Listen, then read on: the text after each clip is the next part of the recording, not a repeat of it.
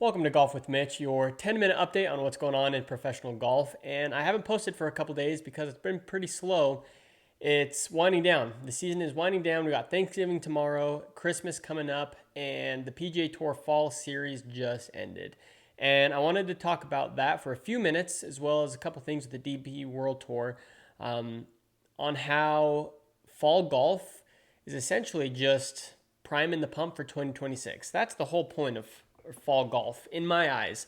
It's all people trying to earn their cards, trying to get their first win under their belt in fields that are maybe a little bit weaker. You don't have the top guys playing in every event. And when those guys do play, they win.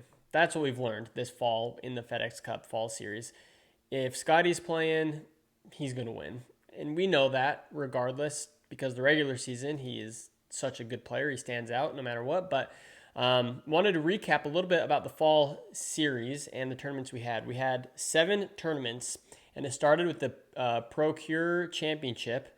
And that was an interesting one because we had a lot more big names playing in it because it was the week before the Ryder Cup. So it was used as a warm-up by a lot of the guys who normally wouldn't be playing in the fall. You got almost everyone on the team except for Bryson DeChambeau, who isn't able to play on the PGA Tour because he's a live golfer, and then Xander Schauffele, who opted to not play. But everyone else who played really well, and that's why they were picked to play on the Ryder Cup team. And so it was good for them that week. Obviously didn't pan out for them come Ryder Cup time, almost with an incredible comeback. But that first event was won by Scotty Scheffler. Second place, Ben Griffin. So go through the Ryder Cup team real quick on that first event in the fall PGA Tour Series. So Scotty won, Ben Griffin got second, JJ Spawn was 6th, Cam Young tied for 9th, Sam Burns tied for 13th, Russell Henley tied for 19th, Patrick Cantlay tied for 30th, Harris English tied for 43rd, along with Colin Morikawa, and Justin Thomas got 69th. So every single Ryder Cup player that played in that event made the cut, which is good. If you were a captain of that team, you'd want them to do so. But that was very different from any other tournament during the fall because that was the only one they played in.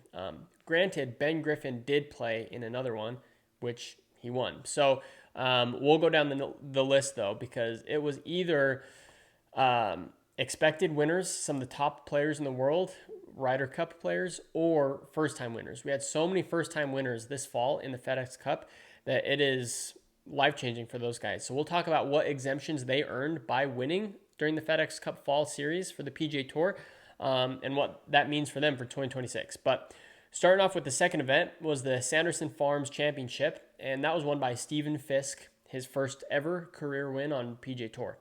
Then we got the Bay Current Classic in Japan, which was won by Xander Schauffele. Again, big name. He didn't play in the first event in the fall, but he did play in Japan. This was after the Ryder Cup, and Xander won it. Then we got the Bank of Utah Championship was won by Michael Brennan, who was an awesome story, being a sponsor's exemption getting into that tournament. But that was his first ever win as well. Then we got the Worldwide Technology Championship in Mexico, which was won by Ben Griffin. That was his third win. And he, with that win, joined the exclusive list of Scotty Scheffler and Rory McIlroy in the 3 or more wins club for 2025. So those were the only 3 guys that had at least 3 wins on tour. Again, it's the FedEx Cup Fall, not as strong of fields, but they still count for PGA Tour wins. So for what it's worth, Ben Griffin, 3 wins. Obviously an incredible player. Then we had the Butterfield Bermuda Championship in Bermuda, and that was won by Adam Schenk, his first ever PGA Tour win as well. Then, to end it all, we had the RSM Classic won by Sami Valimaki, first win for him. So what we saw this fall were either proven winners on tour, top players in the world win with Scotty, Xander, and Ben, or first-time winners.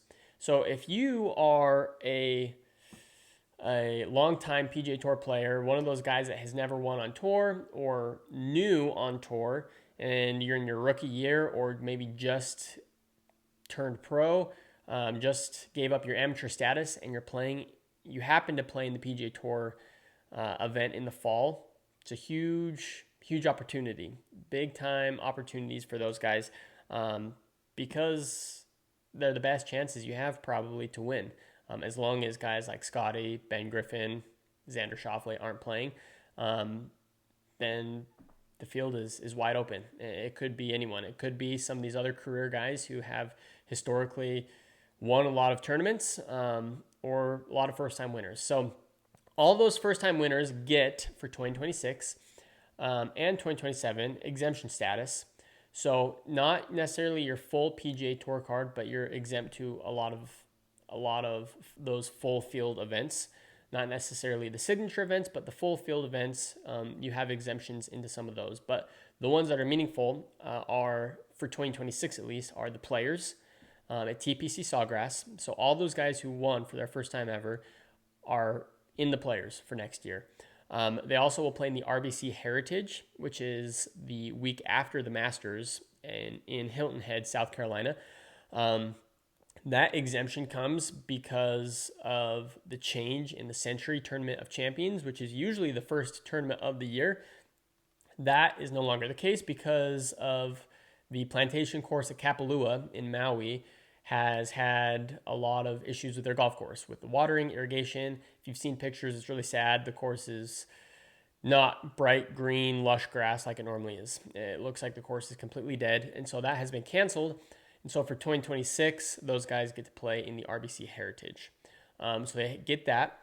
Then they are also exempt into a major event, the PGA Championship for 2026. So all those guys will be playing in, now I don't know for all of them, but for some of them, it could be their very first major. So they'll play in the players and then the PGA Championship. But there are opportunities for them to get into other majors like the Masters or the US Open with their FedEx Cup ranking and their official world golf ranking points.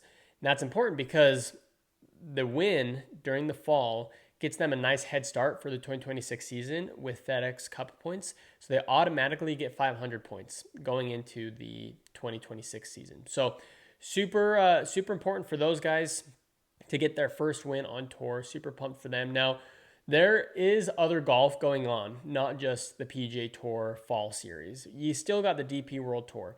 And we saw that really coming down to the wire with Tommy Fleetwood, Matt Fitzpatrick, Rory McIlroy in their tour championship for the DP World Tour season. So obviously, more golf is happening. There are still opportunities, but for these bubble players or these storylines of people trying to make it to the PGA Tour, FedEx Cup Fall PGA Tour events are crucial. And again, they are PGA Tour events, and so not everyone can get in and play those. They either need a sponsor's exemption or have either full status or exemptions. So all those guys who won have their exemptions. They'll probably play in every event next fall as well, but they're hoping to really make some waves during the regular season. So been in a super exciting fall with first-time winners. Appreciate you tuning in and listening.